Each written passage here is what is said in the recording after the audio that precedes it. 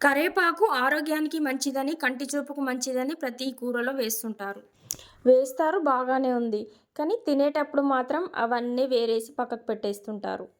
కానీ ఇలా కరివేపాకుతో నిల్వ పచ్చడి చేసుకున్నారంటే 1 మంత్ వరకు నిలవ ఉంటుంది. రోజు వేసుకొని తినొచ్చు. అలాగే పిల్లలకు పెట్టడం కూడా మనకు చాలా ఈజీగా అయిపోతుంది. చాలా బాగా తింటారు. అలాగే టేస్ట్ విషయంలో కూడా చాలా బాగుంటుంది. మీరు ఒకసారి చేశారంటే మళ్ళీ మళ్ళీ ఇలానే చేసుకుంటారు.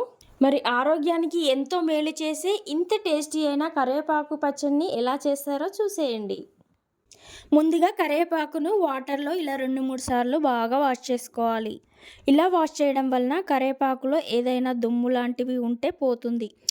ముందు కరివేపాకుని చూడగానే ఫ్రెష్‌గా చాలా నీట్‌గా అనిపించింది. దాన్ని వాష్ చేస్తే మాత్రం దాంట్లో డస్ట్ మాత్రం చాలా వచ్చింది. ఇప్పుడు ఈ కరివేపాకు రెమ్మల నుండి ఆకులను సెపరేట్ చేసేసుకోవాలి. కరివేపాకు మొత్తాన్ని ఈ విధంగా తుంచిపెట్టుకోవాలి. ఇప్పుడు ఈ కరివేపాకులో ఏమాత్రం వాటర్ లేకుండా ఆరబెట్టుకోవాలి. ఈ కరివేపాకులో ఒక్క చుక్క వాటర్ కూడా ఉండొద్దు. ఏమాత్రం తేమ లేకుండా ఉండాలి. లేదంటే పచ్చడి అనేది ఖరాబ్ అయిపోతుంది. కాబట్టి ఇలా క్లాత్‌పై వేసుకొని ఆరబెట్టుకుంటే మంచిగా ఆరుతుందనమాట. అలాగని ఎండలో ఆరబెట్టకూడదు. ఇలా నీడలోనే ఆరబెట్టాలి. లేదంటే ఆకులు నల్లగా అయిపోతాయి. ఇంట్లోనే ఫ్యాన్ ఏసి చక్కగా ఆరబెట్టొచ్చు. తొందరగానే ఆరిపోతాయి. చూసారు కదా ఎంత మంచిగా ఆరాయో. ఈ విధంగా చక్కగా ఆరాలి. ఇప్పుడు వీటిని ఒక ప్లేట్‌లోకి తీసుకొని ఈ కరివేపాకు నిల్వ పచ్చడి కోసం కొలతల ప్రకారం ఏదైనా ఒక కప్పు తీసుకోండి. అది పెద్దదైనా కావచ్చు, చిన్నదైనా కావచ్చు. అదే కప్పుతో అన్ని మెజర్‌మెంట్ చేసుకోవాలి. ఇక్కడొచ్చేసి నేను 4 కప్పుల కరివేపాకుని తీసుకున్నాను. ఒకవేళ కరివేపాకు తక్కువగా ఉన్నట్లయితే చిన్న కప్పుతో 4 కప్పులు తీసుకోండి. లేదంటే ఎక్కువగా ఉన్నట్లయితే పెద్ద కప్పు తీసుకొని 4 కప్పులు తీసుకోవాలి. ఇక్కడొచ్చేసి నేను హాఫ్ కప్పు వరకు చింతపండుని తీసుకున్నాను. ఈ చింతపండులో ఎలాంటి గింజలు కానీ, పీచు కానీ లేకుండా తీసేయాలి. ఇప్పుడు దీంట్లో వాటర్‌ని పోసుకొని ఒకసారి వాష్ చేసుకోవాలి. ఇలా వాష్ చేసుకున్న తర్వాత ఇప్పుడు దీంట్లో ఒక 3 కప్పుల వరకు వాటర్‌ని పోసుకొని మరిగించుకోవాలి. చింతపండును ఒక 5 లేదా 10 నిమిషాలు నానబెట్టుకున్న తర్వాత ఇప్పుడు దీనిని స్టవ్ పై పెట్టి దీంట్లో ఉన్న వాటరు సగం అయ్యేంత వరకు మరిగించుకోవాలి. చూసారు కదా ఈ విధంగా మరిగించుకొని స్టవ్ ఆఫ్ చేసుకోవాలి. దీంట్లో వాటర్ కొద్దిగా ఉండాలి. దగ్గరికి అయ్యేంత వరకు మరిగించకూడదు. దాంట్లో కొద్దిగా వాటర్ కూడా ఉండాలి. సగం అయ్యేంత వరకు మరిగించుకోవాలి.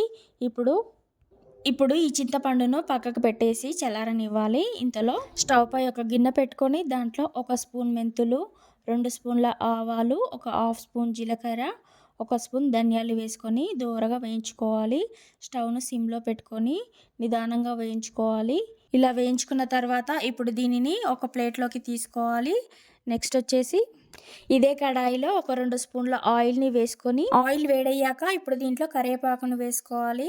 కరివేపాకులో ఎలాంటి తేమ లేకుండా క్రిస్పీగా అయ్యేంత వరకు వేయించుకోవాలి.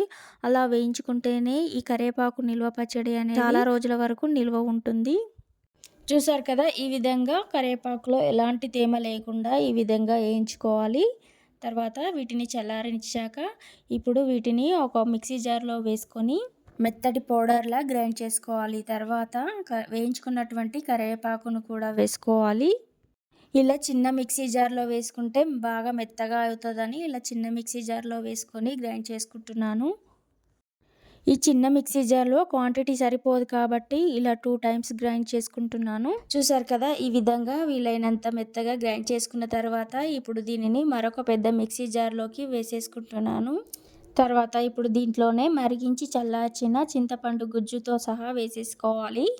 నెక్స్ట్ వచ్చేసి ఇప్పుడు దీంట్లో మనం కరివేపాకును ఏ కప్పుతో అయితే కొలిచామో అదే కప్పుతో హాఫ్ కప్పు వరకు కారాన్ని తీసుకుంటున్నాను. అలాగే పావు కప్పు వరకు ఉప్పును వేసుకుంటున్నాను. ఈ పావు కప్పు ఉప్పులో కొద్దిగా ఉప్పును తీసి పక్కకు పెట్టి వేసుకున్న తర్వాత టేస్ట్‌ని చూసి వేసుకోండి మిగతాది. నాకు ఇక్కడ పావు కప్పు ఉప్పు కరెక్ట్‌గా సరిపోయింది. 1 టీ స్పూన్ ఉప్పు ఎక్కువైనా సరే పచ్చడి సాల్టీగా అయిపోయేది. ఈ విధంగా మెత్తగా గ్రైండ్ చేసుకోవాలి. పచ్చడి అనేది కాస్త గట్టిగా ఉన్నట్లయితే వాటర్‌ని బాగా మరిగించి చల్లార్చి పోసుకోవాలి. చల్లటి నీళ్లు పోస్తే పచ్చడి ఖరాబ్ అయిపోతుంది. వాటర్‌ని బాగా మరిగించిన తర్వాతనే చల్లార్చి పోసుకోవాలి. చూడండి పచ్చడి కన్సిస్టెన్సీ అనేది ఈ విధంగా స్మూత్‌గా ఉండాలి. ఇప్పుడు ఈ పచ్చడిని పోపు పెట్టుకోవాలి. దానికోసం స్టవ్ పై ఒక గిన్నె పెట్టుకొని మనం కరివేపాకును ఏ కప్పుతో అయితే కొలిచామో అదే కప్పుతో ఒక కప్పుంబావు ఆయిల్‌ని వేసుకోవాలి. ఇలా ఆయిల్‌ని ఎక్కువ పోసుకుంటేనే పచ్చడి అనేది చక్కగా నిల్వ ఉంటుంది. ఆయిల్ వేడయ్యాక ఇప్పుడు దీంట్లో ఆవాలు, జీలకర్ర, 2 స్పూన్ల మినపప్పును వేసుకోవాలి.